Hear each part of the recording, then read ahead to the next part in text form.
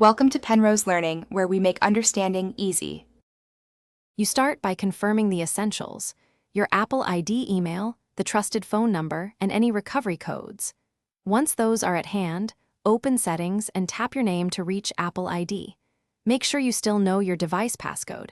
It's required for many verification steps. If you lack a trusted device, choose the account recovery route now. This begins the only reliable path to regain access when two-factor methods fail, so follow prompts without skipping confirmation requests. You'll proceed to iForget. Apple. Calm and enter your Apple ID, then choose Start Account Recovery when two-factor prevents sign-in. Tell the system a phone number where Apple can reach you. This is not always a trusted number, but it gets status updates and a recovery ETA. Once submitted, you'll receive instructions and a recovery ID. Write that down.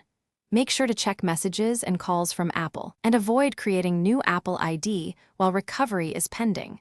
Doing so can complicate and delay processing. When Apple finishes review, you'll get instructions to reset your password and re-enable two-factor from a trusted device. Immediately add at least 2 trusted phone numbers and another trusted device, and save recovery codes in a secure place.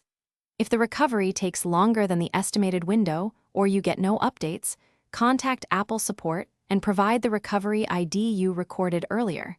That's the fastest way to clarify status. Finally, make sure backups and verification methods are current. Thanks for watching. If this was helpful, leave a like and consider subscribing. See you next time.